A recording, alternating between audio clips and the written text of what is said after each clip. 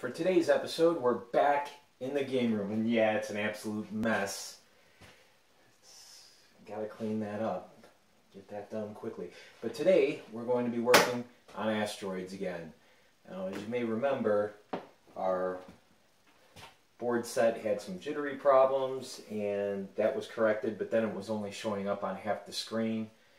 Done a little work on it, and no improvement at this point. It's been a while since I've done anything with it, but today I received a replacement junk board, untested. Figured I would get parts off of it for my board, and got a pleasant surprise. So we're going to plug it in and see what happens. So let's get started.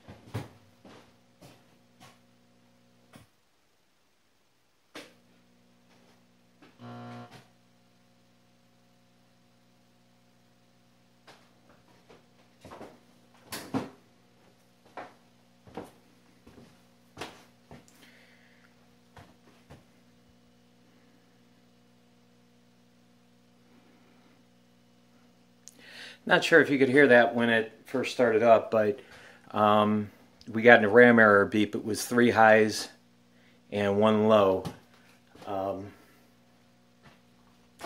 which I believe is 4R is the RAM that's involved.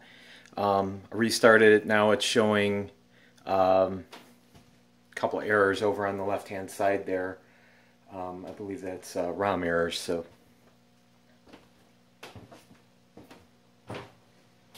We're getting some intermittent issues on this, but try to restart it again and see what happens.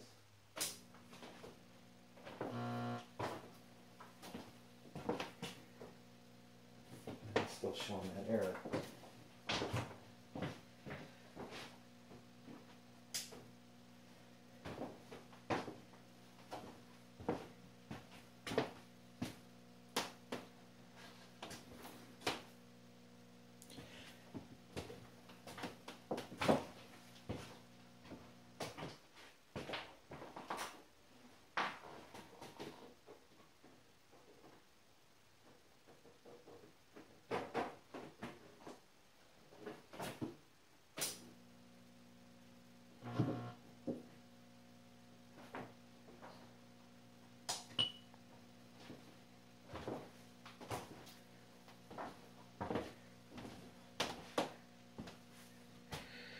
The one good thing that's coming out of this, though, is that we know that the monitor does not appear to be the issue because the image is displaying full screen.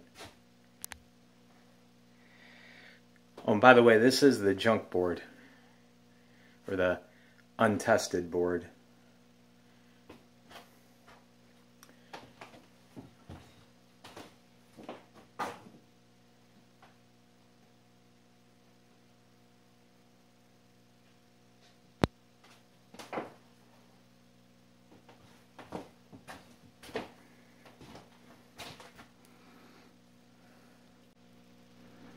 Not sure how well you can see that, but it is pretty much playing. It's a little dim, but I think I can adjust that out. After a little adjustment, it looks perfect.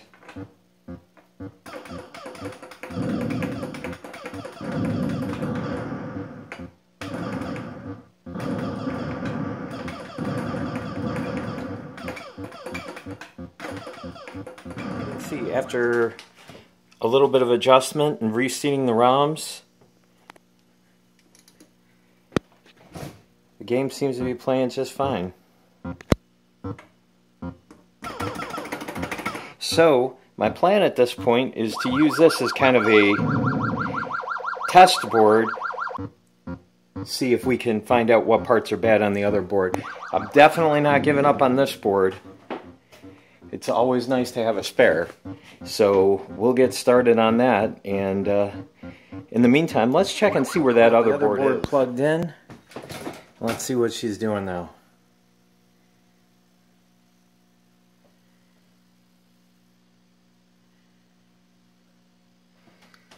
Yikes.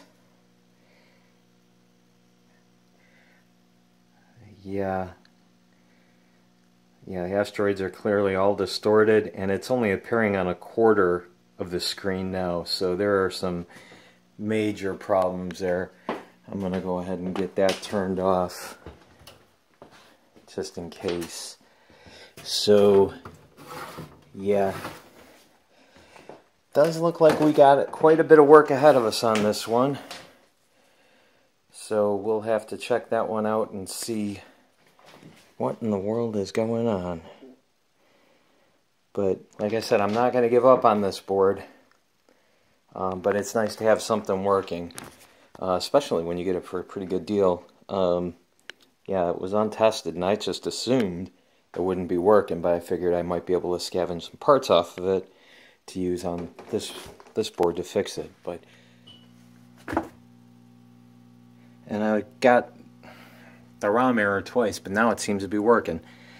The high, low RAM error, I'm sorry.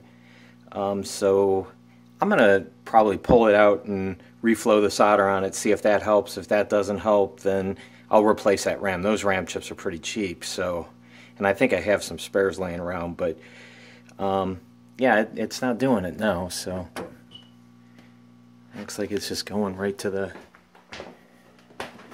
test screen. So, and we're not getting those ROM errors anymore, so I guess reseeing the ROMs help that. So let's go ahead and reflow the solder on that RAM chip and see if that helps. If not, we'll swap it out. So this right here is a chip that we need to reflow the solder. So I got my soldering iron, and I'll just go ahead and do it. Right there.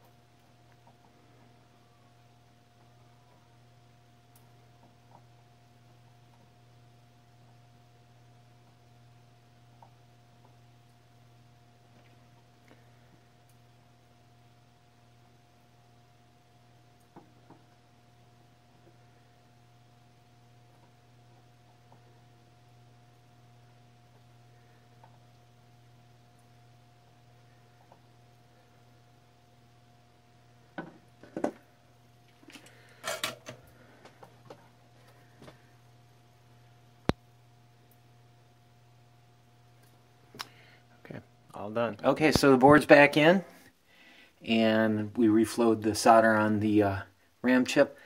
Got it in test mode. Let's see what happens here. And this is no guarantee that it's, even if it doesn't do anything, next time I turn it on, it may. So, you know, now it's warmed up and that, it may be working okay, but let's give it a shot, see what happens.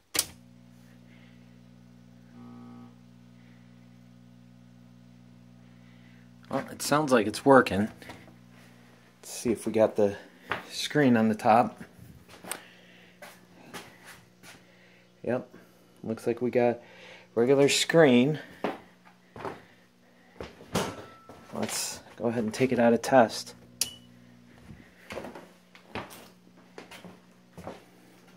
And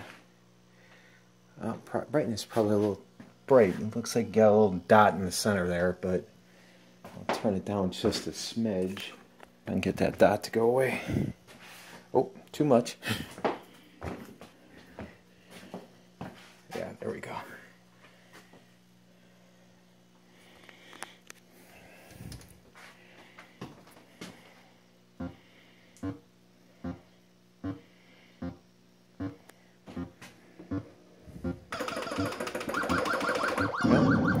Everything appears to be working on it, so it's nice to have a working board set. I need to adjust the monitor. It looked like on the test mode some of the lines were a little bit off. They were a little arced. Other than that, it looks like it might be a little small to the screen too. I might have to make it a little bigger to fit the whole screen. But that's just an adjustment, so. But yeah, I think we're in good shape. So now it's time to get back to work on the second board set, but I think we'll do that next time. Just so you know, coming up, there's a few projects in the queue. I need to finish up my Van Halen Asteroids cab over there, and then right next to it, pole position. The board set is working in there now, but I got to wire everything back up, so that's going to take a while. Got the Multi-Williams marquee for my Multi-Williams. Still need to do the control panel. But other than that, I think what else we got going on here. The Phoenix and Eagle multi-game is done. My Neo Geo board set still isn't working, but I've got a Pandora's box board in there right now, just temporarily until I can get the Neo Geo board fixed. I shouldn't need to do another arcade walkthrough here real quick, just to kind of go through everything again. But well, I think that's going to do it for this video. If you guys have any questions, leave them in the comments below. Of course, same as usual, like, subscribe, share, and we'll see you on the next one.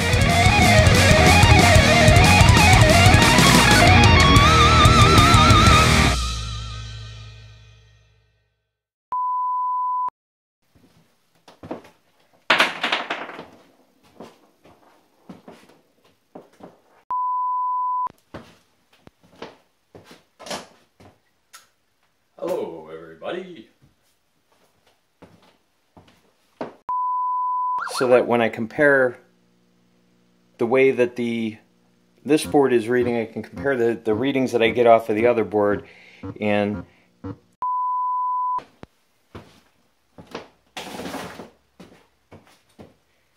check 2. 2, 2. Oh. If you guys have any questions, leave them in the comments below. Of course, same as usual, like, subscribe, share, all that happy horse shit. Oops. Beep that out, please.